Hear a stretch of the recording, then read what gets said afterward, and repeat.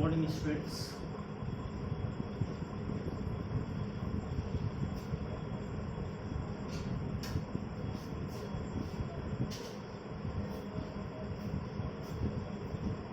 आज आप लोगों को मैं क्लास 10 का पहला जो मैंने बताया था pair of linear equation two variable के बारे में बताया था। सवाल ये उठता है कि आखिरकार इन चीज़ों को कैसे अंडरस्टैंड किया जाए। दो सवाल उठता है। हमने तो ये जान लिया कि भाई linear equation into two variable क्या होता है, ये हम लोग को पता है। अब काम ये करना है कि pair of linear equation in two variable में हमने ये भी चीज़ पढ़ा, उसके अलजेब्रिकल मेथड से सॉल्यूशन निकालना हम लोगों ने सीखा। तो मैंने उस दिन बताया था क्रॉस मल्टीप्लिकेशन के थ्रू सॉल्यूशन कैसे फाइंड आउट होते हैं, वो मैंने बताया था, और कुछ प्रॉपर्टी जो मैंने डिस्क्राइब किया था। आज मैं आपको जो पहला वे है सॉल्यूशन का, अलजेब्रिक मेथड है linear equation in two variables के सॉल्यूशन को फाइंड करने का, वो हम वे आज बताने जा रहे हैं। पहला चीज़ ये है कि आज जो हम लोग पढ़ेंगे वो सब्स्टिट्यूशन मेथड है। सब्स्टिट्यूशन मेथड में क्या होता है वो हम समझते हैं, आगे काम करते हैं। सवाल ये है कि पहले हमारे पास इक्वेशन है नहीं, तो इक्वेशन तो मानना पड़ेगा। इक्वेशन नहीं है तो इक्वेशन कंसीडर लेट करना पड़ेगा। तो लेट अगर करते हैं कि let a1x plus b1y plus c1 equal to 0 and a2x plus b2y plus c2 equal to 0।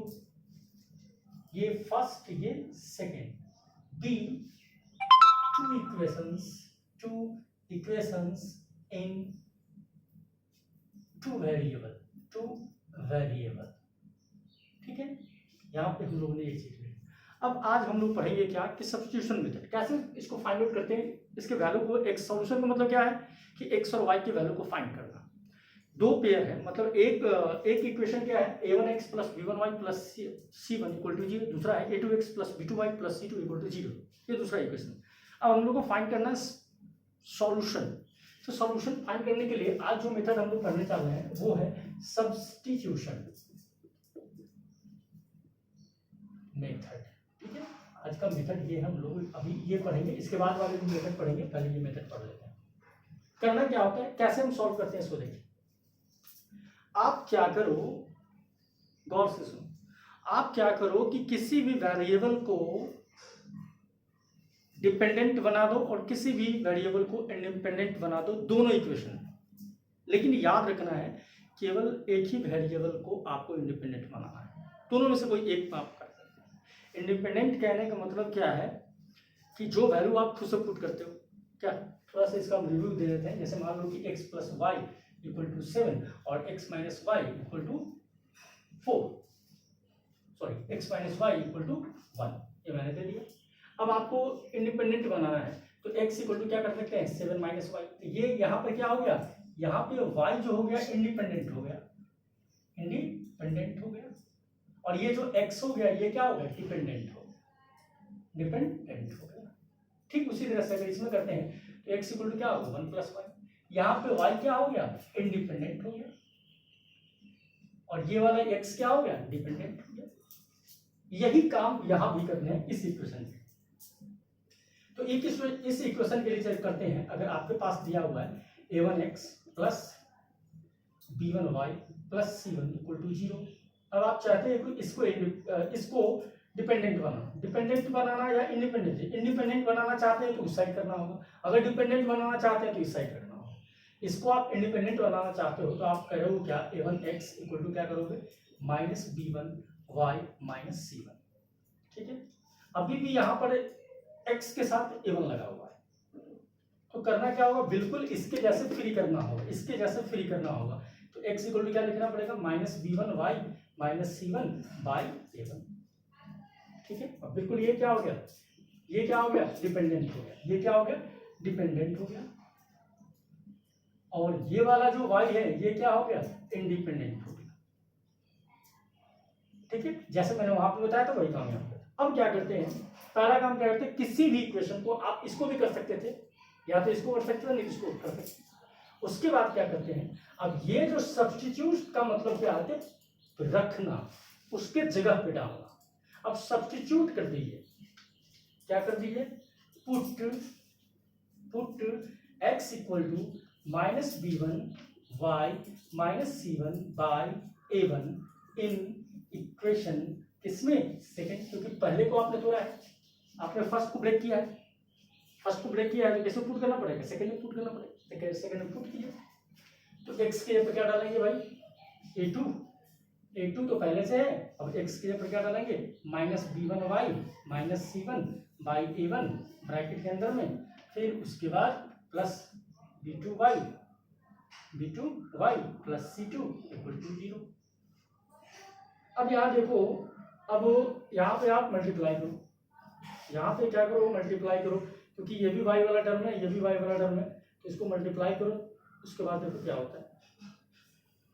तो मल्टीप्लाई करोगे इसको, अगर मल्टीप्लाई करते हो तो क्या होगा, minus b1 a2 minus a2 c1, ठीक है, बाई क्या हुआ, यहाँ y लगा हुआ, बाई क्या हुआ a1, ठीक है, plus b2y plus b2y plus c2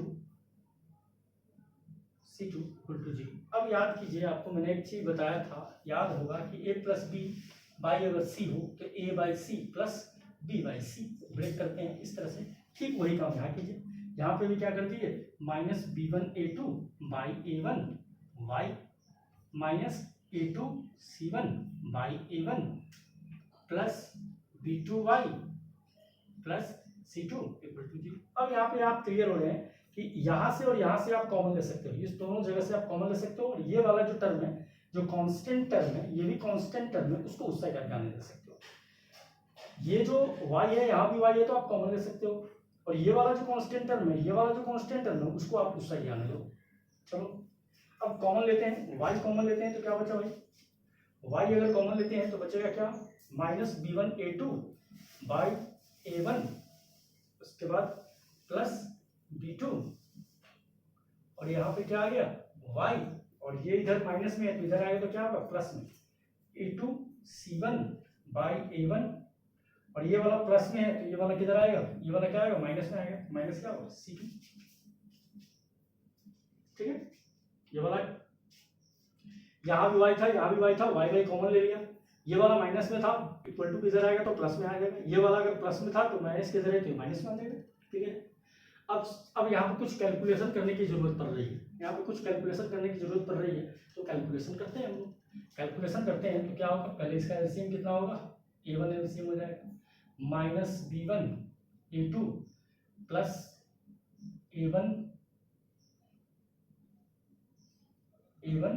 b2 equal to, यहाँ पर क्या होगा a2 c1, यहाँ भी 1 minus a1 c2 by a1, और यहाँ तो y लगा ही हुआ है हमारा, इस a1 से ये a1 गायब हो गया, अब ये इधर मल्टीप्लाई में है, उधर जाएगा क्या होगा, डिवाइड में जाएगा।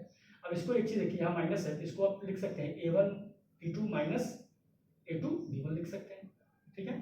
तो y इक्वल टू क्या लिखेंगे भाई, a2 c1 minus a1 c2 by a1 b2 minus a2 b1, y का वैल्यू निकल गया, यहाँ पर y का वैल्यू निकल गया।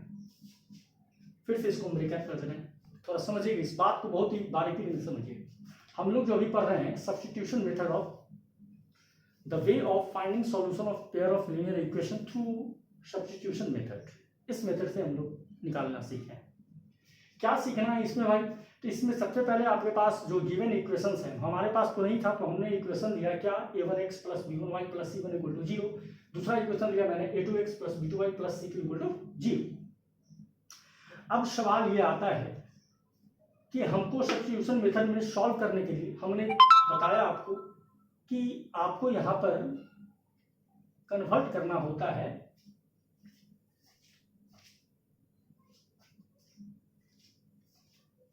हमको यहाँ पे कन्वर्ट करना होता है क्या, कि किसी भी इक्वेशन के एक वेरिएबल को आप डिपेंडेंट बनाओ और दूसरे वेरिएबल को इंडिपेंडेंट बनाओ। करने का तरीका क्या है, तो जो कोई गिवन इक्वेशन था a1x plus b1y plus c1 equal to 0, मैंने क्या किया कि इस y को मैं इंडिपेंडेंट बनाना चाहा, तो मैंने सबको राइट साइड भेजा। तो ये यहाँ प्लस में, तो यहाँ क्या होगा माइनस b1y, यहाँ प्लस में था तो माइनस c1। ठीक, अभी भी ये फ्री नहीं हुआ, x फ्री नहीं हुआ। x को फ्री करने के लिए क्या करना पड़ेगा, ये जो a1 है इसको इस साइड लाना पड़ेगा। तो क्या हो जाएगा b1y minus c1 by a1, x equal to निकला। अब यहाँ पे y क्या होगा, इंडिपेंडेंट वेरिएबल होगा, और ये x क्या होगा, डिपेंडेंट वेरिएबल होगा। क्लियर, जो 9th क्लास में आपने पढ़ा है। अब क्या करो कि जो आपने x की वैल्यू निकाली है y के टर्म में, उस वैल्यू को जिस इक्वेशन को आपने नहीं ब्रेक किया था उस इक्वेशन में डालो। आपने तो ब्रेक किसको किया था ना, किस में डालोगे, इसमें डालो। तो आपने क्या लिखा, put x equal to b1y minus c1 by a1 in equation 2 put किया। पुट करने के बाद ये सॉल्यूशन किया मैंने, सॉल्यूशन करने के बाद क्या किया मैंने, सॉल्यूशन किया, और सॉल्यूशन करने के बाद हम लोग को क्या मिला, y की वैल्यू निकली। y की वैल्यू क्या निकली, a2 c1 minus a1 c2 bye a1 b2 minus a2 b1 निकल गया। वैल्यू हम लोग का। अब y की वैल्यू तो निकल गई, तो x की वैल्यू कैसे निकलेगी भाई, तो x की वैल्यू निकालने के लिए आप इस y की वैल्यू को या तो इसमें पुट करो, नहीं तो इसमें पुट करो। अब फर्क नहीं पड़ता है, फर्क यहाँ पर इतना ही पड़ रहा था कि इसमें पुट करने, लेकिन यहाँ अब क्या है कि y की वैल्यू या तो 1 में पुट करो या तो 2 में पुट करो।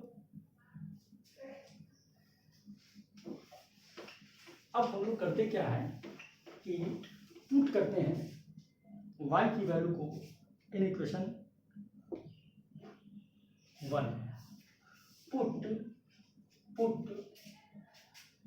value of y in equation 1 we get। ठीक है, अब 1 में पुट कीजिए, हमारे पास क्या है, a1x प्लस b1y कितना दिया भाई, तो y दे रखा है, क्या दे रखा है, a2c1 minus a1c2 by a1b2 minus a2b1 दे रखा है, और क्या है प्लस c1 इक्वल टू 0। अब देखो ये सारा का सारा कांस्टेंट बन गया, यहाँ से लेके यहाँ तक क्या बन गया, कांस्टेंट बन गया। यहाँ से लेके यहाँ तक क्या बन गया, कांस्टेंट बन गया। अब कांस्टेंट बन गया है तो सबको उस साइड जाने दो भाई, सबको क्या करो, उस साइड जाने दो। तो उस साइड जाने दोगे तो क्या होगा वो हम लोग देखते हैं।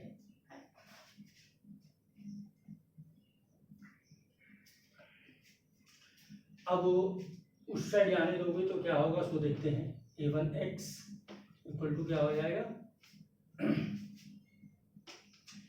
b1 सॉरी ये पर सब उधर जाएगा, तो उधर जाएगा तो क्या होगा, माइनस में हो जाएगा।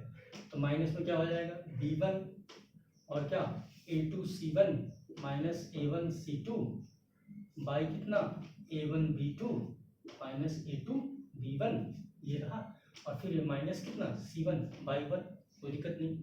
अब इस दोनों का एलसीएम कितना होगा, इस दोनों का एलसीएम क्या होगा, a1b2 माइनस a2b1 होगा। ठीक है, दोनों का एलसीएम होगा। यहाँ तो वही है तो कुछ नहीं, तो b से मल्टीप्लाई हो जाएगा, क्या होगा b1 a2 c1 फिर माइनस b1 a1 c2, और इसके साथ मल्टीप्लिकेशन होगा तो क्या होगा, ये वाला माइनस था, ये माइनस से मल्टीप्लाई हुआ तो ये माइनस हो जाएगा और ये क्या हो जाएगा, प्लस हो जाएगा। ठीक है, अब यहाँ से करते हैं। अब ये वाला यहाँ माइनस से मल्टीप्लाई होगा तो क्या होगा, माइनस a1 b1 c1, उसके बाद ये प्लस हो जाएगा a2 b1 c1। ठीक है, प्लस में आ गया, कोई दिक्कत नहीं। यहाँ पर हम लोगों को a1x इक्वल टू मिला। अब देखिए यहाँ पे कुछ कैंसिल होने वाले हैं क्या, देख लीजिए, गौर से देखिएगा। कुछ ऐसा चीज होगा जो कैंसिल हो सकता है, जो कैंसिल हो सकता है। क्या कैंसिल हो सकता है वो आपको देखना है। तो पहले ये चीज देखो, b1 a2 c1 है क्या, b1 a2 c1 हाँ है, ये दोनों के दोनों क्या होंगे, कैंसिल होंगे। अब ये कैंसिल हो गया। कैंसिल होने के बाद अब आप देखो कि यहाँ कुछ ऐसा चीज है जो कॉमन आ सकता है, हाँ आ सकता है। यहाँ भी a1 है, यहाँ भी a1 है, ये दोनों के दोनों कॉमन आ सकते हैं, ये दोनों के दोनों कॉमन आ सकते हैं। यानी A1 x इक्वल टू आपको लिख सकते हैं A1 बाहर निकाला आपने, क्या बचा B1 C2 minus C2 B2 C1 B2 C1 by क्या A1 B2 minus A2 B1। ठीक है, अभी इस A1 से A1 कैंसिल और x का वैल्यू निकल गया। क्लियर है?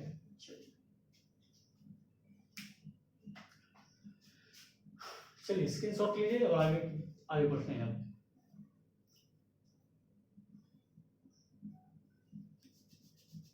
चलिए अब हम लोग एलिमिनेशन मेथड पढ़ते हैं। क्या पढ़ते हैं? एलिमिनेशन मेथड से हम लोग पढ़ते हैं, एलिमिनेशन मेथड से फाइंड आउट करना। ठीक है,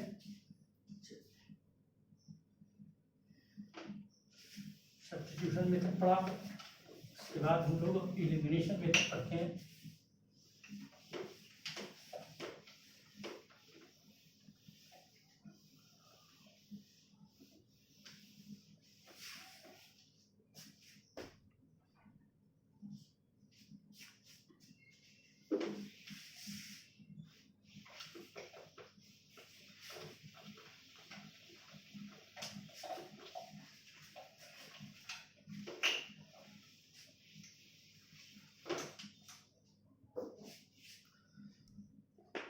हमारे पास इक्वेशन नहीं, अब हम लोग पढ़ते हैं एलिमिनेशन। एलिमिनेशन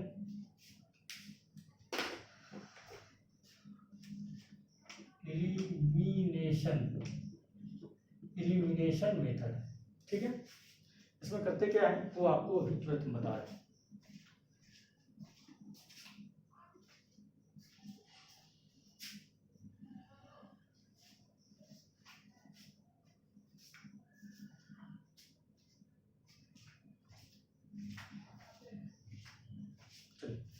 एलिमिनेशन मेथड में भी, इसमें भी काम वही लगभग करने पड़ते हैं। काम लगभग वही है, लेकिन थोड़ा कुछ डिफरेंस आ जाते हैं। क्या डिफरेंस आते हैं वो आपको हम बता रहे हैं अभी।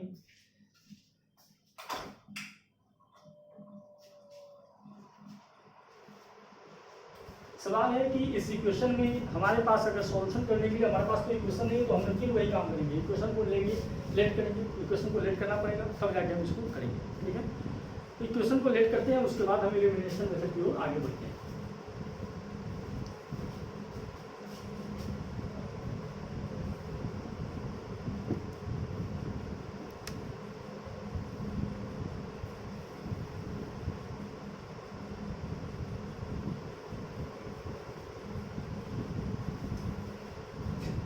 एलिमिनेशन मेथड में इसमें करना क्या होता है? इसमें करना क्या होता है कि आपको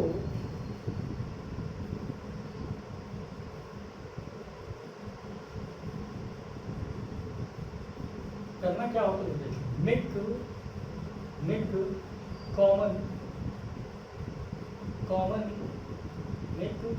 common terms in both equation. Make a common term, याद रखिए, make a common term in both equations.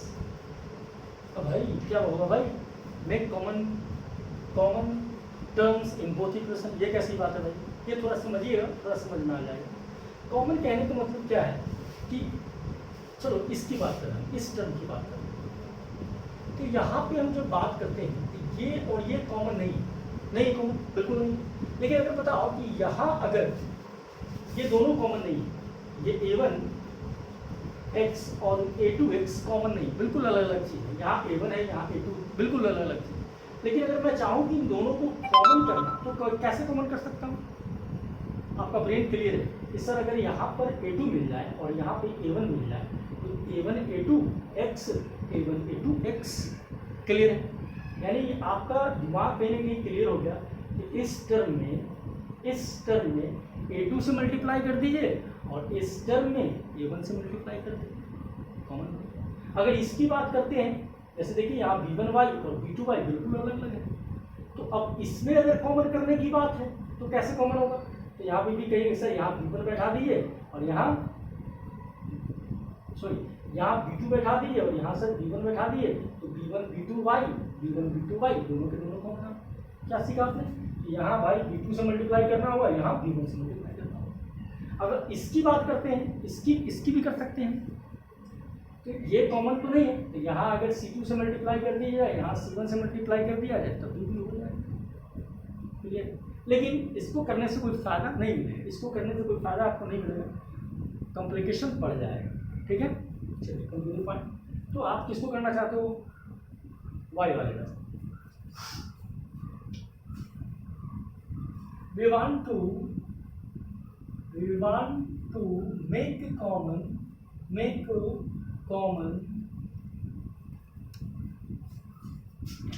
y variable terms, मतलब वो टर्म को हम कॉमन करना चाहते हैं जिसमें y है, मतलब ये वाला टर्म कॉमन करना चाहते हैं।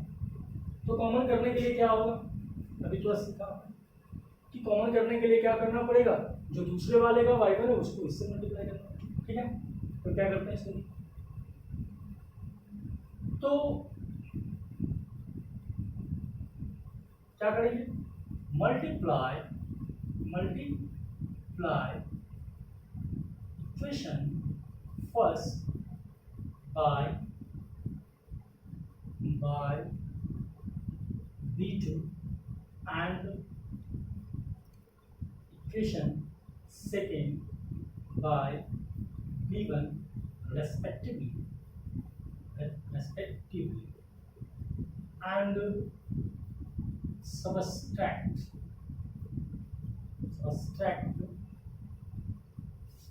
we get, क्या मैंने कहा फिर से गौर से सुनिए, multiply equation one by b2, क्योंकि यहाँ b1 है बाई b2 से, and equation second by b1, ठीक है, respectively, and subtract we get. उसके बाद हम सबट्रैक्ट करेंगे, उसके बाद जो मिलेगा वही हमारा कुछ काम होना चाहिए। तो आप क्या किए हो, जो बात यहाँ मैंने लैंग्वेज में लिखा है, उस बात को हम आपको अलजेब्रिक फॉर्म में लिख के बताते हैं कि क्या हुआ कि a1x plus b1y plus c1 equal to 0 multiply किया किससे, b2 से, और a2x plus b2y plus c2 equal to 0 multiply किया किससे, b1 से। अब क्या करना है भाई, तो करना है क्या, सबट्रैक्ट करना है। सबट्रैक्ट में क्या करते हैं, साइन चेंज कर देते हैं, अभी तो रिजल्ट नहीं है, तो इसका रिजल्ट क्या होगा, सो लिखिए, तो क्या होगा इसका result, b2a1x plus b1y b2y plus b2c1 equal to 0। फिर इसमें कीजिए, क्या होगा, b1a2x plus b1b2y plus b1c2 equal to 0। क्या है, सबट्रैक्ट है, सबट्रैक्ट में क्या होगा, दोनों कैंसिल हो जाएगा। ठीक है, यानी एलिमिनेशन को आप कैंसिलेशन मेथड भी कह सकते हैं, कैंसिलेशन मेथड भी कह सकते हैं। यहाँ पर आप ये मेथड भी आप इसको कह सकते हैं। कैंसिल हुआ तो क्या बचे यहाँ पर, b2a1x माइनस b1a2x, और यहाँ क्या बचा, plus b2c1 minus b1c2 equal to 0। अब यहाँ पे देखिए x है और यहाँ भी x है,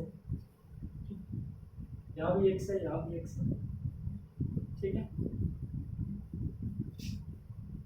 तो x कॉमन लेते हैं और इस सब को क्या करते हैं, उस साइड आते हैं, x कॉमन लेते हैं और उसको उस साइड आते हैं। यहाँ पर x कॉमन लेंगे तो क्या होगा, b2a1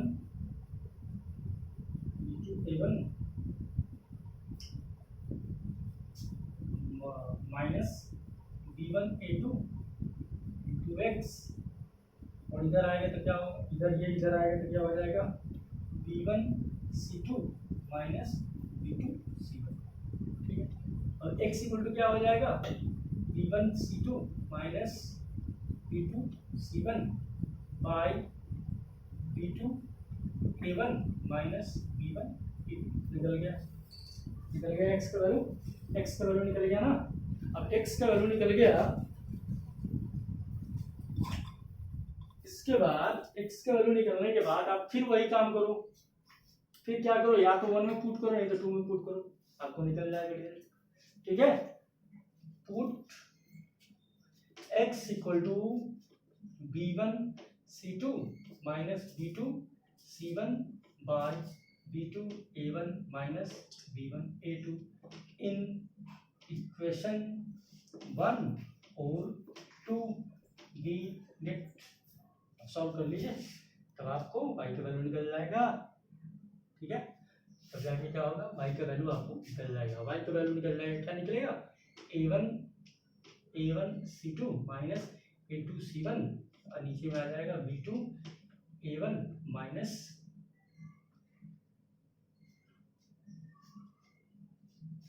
b2 a1 minus b1 a2, ठीक है। ये y का वैल्यू आपको निकल जाएगा, ठीक है। अब ये तीनों मेथड आपने पढ़ लिया। पहला मेथड आपने पढ़ा था क्रॉस मल्टीप्लिकेशन, दूसरा मेथड मैंने पढ़ाया सब्स्टिट्यूशन मेथड, और तीसरा मेथड मैंने पढ़ाया आपको कैंसलेशन मेथड कहिए या इलिमिनेशन मेथड कहिए। ये आप तीनों मेथड आप इसके बारे में पढ़ लीजिए। मतलब linear equation in two variable में अगर पेयर ऑफ लीनियर इक्वेशन होगा तो सॉल्यूशन करने के हमारे पास अलजेब्रिक वे से तीन तरीका है।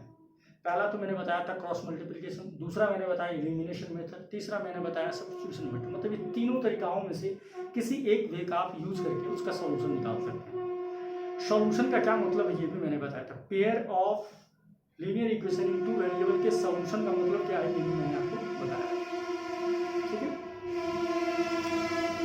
तो अब हम लोग इस चीज़ को पढ़ लिए, अब आगे हम लोग पढ़ते हैं कि क्या वो वे है, क्या वो वजह है, कैसे अब इतनी चीज़ को कैसे, ऐसा भी तो हो सकता है कि सॉल्यूशन नहीं भी निकले, ऐसा भी हो सकता है कि बहुत सारा सॉल्यूशन है, ऐसा भी हो सकता है केवल एक सॉल्यूशन है। सॉल्यूशन में आपने पढ़ा था कि when two lines intersect then the common point is called solution. उसका अलजेब्रिक फॉर्म, उसका जो कोऑर्डिनेट होगा वही उस इक्वेशंस के सॉल्यूशन कहलाएंगे, जो मैंने आपको पिछले क्लास में मैंने इसी आपको बताया।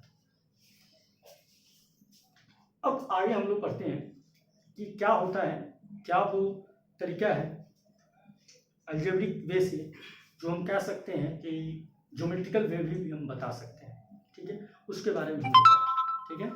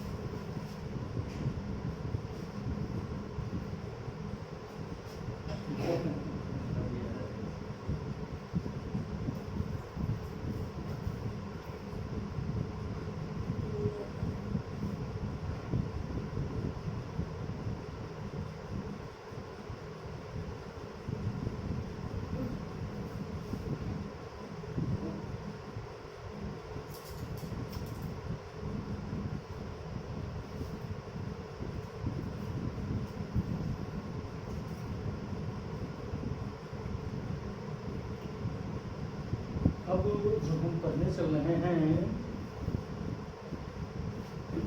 ये चैप्टर का लास्ट टॉपिक है। इसके बाद ये चैप्टर खत्म हो जाएगा, उसके बाद हम लोग केवल इसके एक्सरसाइज पे काम करेंगे, ठीक है।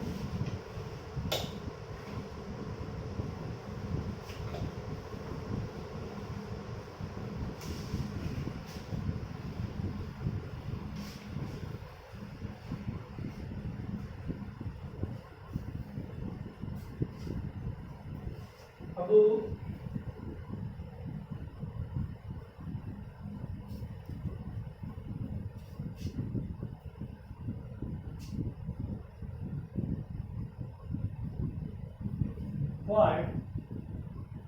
required condition of solution of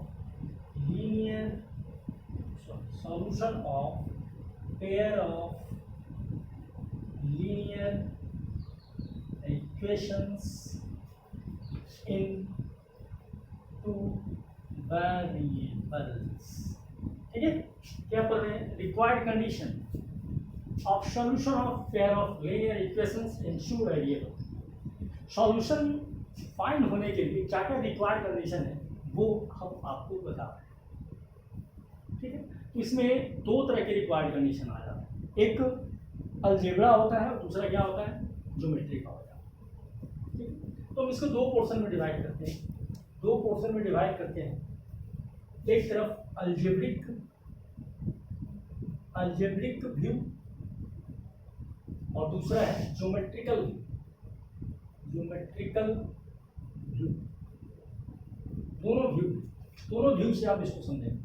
तो पहला इसका व्यू कहता है कि if a1 by a2 not equal to b1 by b2, पहला क्या कहा कि a1 by a2 not equal to b1 by b2, मतलब रेशियो जो x के दोनों इक्वेशन में जो x के कोफिशिएंट है उनके रेशियो बराबर नहीं होते हैं y के जो कोफिशिएंट है उनके ratio.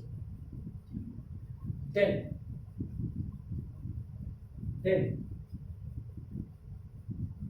there is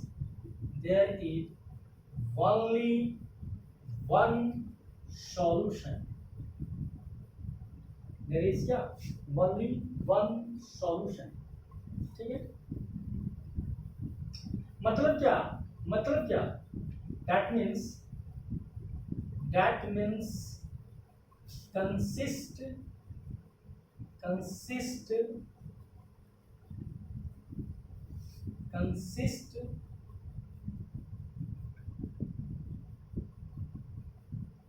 a value of variables for both equations। ठीक है, क्या मैंने कहा कि if a1 by a2 not equal to b1 by b2 then there is only one solution, केवल एक सॉल्यूशन होगा। इसका मतलब क्या हुआ? that means consist रखता है a value of variables का जो वैल्यू है, एक value for both equations and satisfy। ठीक है, जैसे इसका एग्जांपल थोड़ा देखने को ज़्यादा अच्छा रहेगा। जैसे मान लो कि मैंने एक इक्वेशन दिया कि x प्लस वाई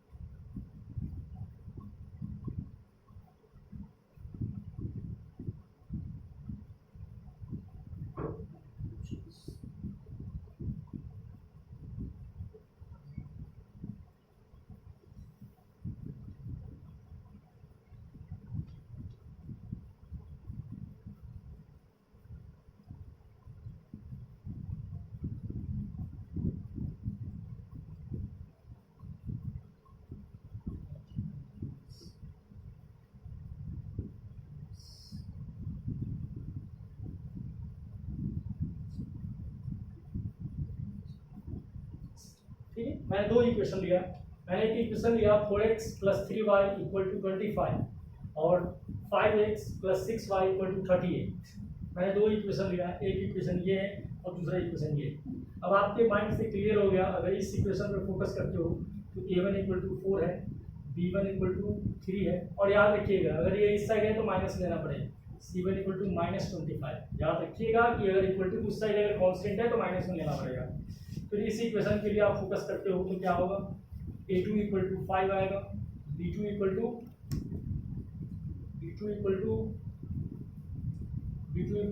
6 आएगा और c2 इक्वल टू -38 आएगा। अब यहाँ पर इसकी बात करते हैं, रेशियो की बात करते हैं। Now a1 by a2 equal to कितना आया देखो तो, a1 बाई a2 तो 4 बाई कितना 5 एंड b1 बाई b2 निकालो तो b1 कितना आया, b1 कितना है भाई, b1 है 3 और b2 है कितना 6, तो कैंसिल होगा तो कितना होगा 1/2, यानी क्या मिला 1/2। ये दोनों रेशियो कभी इक्वल है क्या? अब इस पे फोकस करो और इस पे फोकस करो, ये दोनों रेशियो इक्वल है क्या? नहीं इक्वल है। इसका मतलब क्या होगा a1/a2 not equal to b1/b2। This implies, क्या इंप्लाइज करेगा 4/5 नॉट इक्वल टू 1/2। ठीक, इसका मतलब क्या हुआ कि अगर ऐसा होता है, अगर ऐसा होता है तो उस इक्वेशंस के केवल और केवल एक ही सॉल्यूशन मिलेंगे। जो सॉल्यूशन, मान लीजिए वो सॉल्यूशन अगर हमारे पास, हम दिमाग से अगर आपको कहते हैं वो सॉल्यूशन क्या है, x इक्वल टू अगर आपको है 4 है और y इक्वल टू 3 है, तो ये दोनों इक्वेशन को सेटिस्फाइड करेगा। देख लीजिए, देखिए पुट करके कितना होगा 4 जा 16 और 3 3 जा 9, 69 25। क्लियर है? RHS LHS क्लियर हो गया। फिर चलिए 4 5 जा 20 और ये 18, कितना हुआ 38। क्लियर है भाई? ये इसका सॉल्यूशन है। ठीक, केवल एक ही सॉल्यूशन आएगा, x के केवल एक ही वैल्यू आएंगे और y के भी केवल एक ही वैल्यू आएंगे, दूसरा कोई वैल्यू नहीं आ सकता है। क्लियर है? ये मेरा पहला व्यू, पहला ये अलजेब्रिक हुआ, रिक्वायर्ड कंडीशन है अलजेब्रिक। अब ज्योमेट्रिकल क्या कहता है वो आपको बताता हूँ। ज्योमेट्री में, ज्योमेट्रिकल कहने का मतलब क्या है, अब एक चीज और बता दी, ये कंसिस्ट करता है ए वैल्यू। कंसिस्ट ए वैल्यू मतलब क्या? कंसिस्ट ए वैल्यू का मतलब क्या होगा? Consistency of pair of linear equations. ठीक है, ये क्या कहलाएगा? Consistency of pair of linear equation. मतलब कंसिस्टेंसी होने के लिए वो रिक्वायर्ड कंडीशन क्या है अपने पास? वो रिक्वायर्ड कंडीशन है a1/a2 not equal to b1/b2। अब ज्योमेट्री क्या कहता है वो हम थोड़ा देखते हैं। ज्योमेट्री का कहना है कि अगर सॉल्यूशन है, सॉल्यूशन केवल एक सॉल्यूशन है, इसका क्या मतलब है? केवल एक सॉल्यूशन है, इसका मतलब ये है कि वो जो लाइन होगा वो एक दूसरे को एक पॉइंट पे इंटरसेक्ट करेगा। मतलब pair of linear equations intersect one and only one point, केवल और केवल एक ही पॉइंट पे क्या करेगा? इंटरसेक्ट करेगा। ये भैया एक्स एक्सिस है, ये एक्स एक्सिस है आपका, ये वाला वाई एक्सिस है, ये लाइन फर्स्ट लाइन है और ये वाला सेकंड लाइन है, ये दोनों के दोनों इंटरसेक्ट किया एक ही पॉइंट पे इंटरसेक्ट करेगा। तो ये ज्योमेट्रिकल मीनिंग। ठीक है, अब दूसरी बात चलते हैं, दूसरा क्या कहता है वो देखते हैं।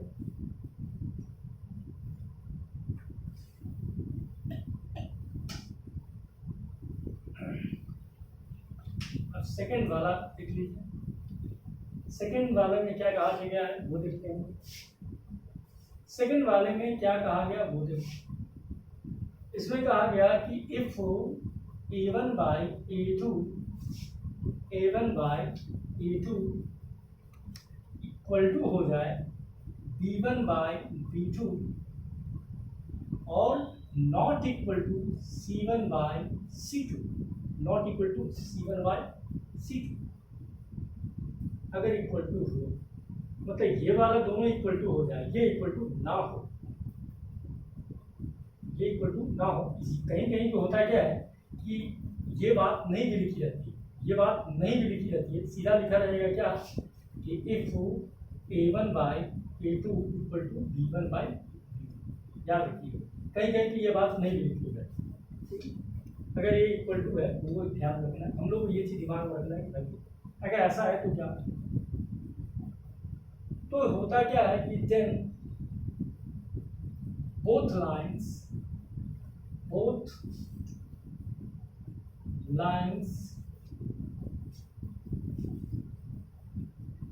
have no common point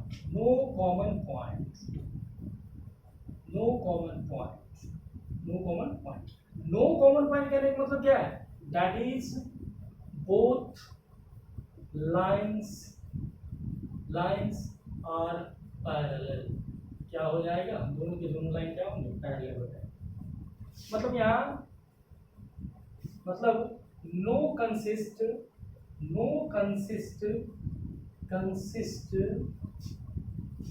any value of x and y which satisfied given equations। मतलब यहाँ पर क्या होगा कि a1y a2 equal to b1y b2 not equal to c1y c2, then both it lines have no common point। इन दोनों line के बीच में कोई कॉमन पॉइंट नहीं होगा। इसका ये मतलब हुआ कि बोथ लाइंस आर पैरेलल। अगर कोई कॉमन पॉइंट नहीं है इसका मतलब क्या, दोनों लाइन पैरेलल है। मतलब no consist any value of x and y which satisfied given equation, जो गिवन इक्वेशन को सेटिस्फाइड करता है। कोई भी वैल्यू आपको नहीं मिलेगा, मतलब ना ही x के वैल्यू मिलेंगे ना ही y के वैल्यू मिलेंगे जो दोनों इक्वेशन को सेटिस्फाइड करता हो। इसका मतलब क्या होगा कि कंसिस्ट नहीं करता है। कंसिस्ट जब नहीं करता है, नो कंसिस्ट है, इसका मतलब क्या होगा कि इसको हम लोग इनकंसिस्टेंस कहेंगे। क्या कहेंगे? इनकंसिस्टेंस कहेंगे। कंसिस्ट वाले को क्या कहा था? कंसिस्टेंसी कहा था। मतलब उपलब्ध है भैया, दो पेयर ऑफ लीनियर इक्वेशन में कंसिस्ट करता है, दूसरा क्या पेयर ऑफ लीनियर इक्वेशन में कंसिस्ट नहीं करता है, मतलब इनकंसिस्टेंस। ठीक है। सो पेयर ऑफ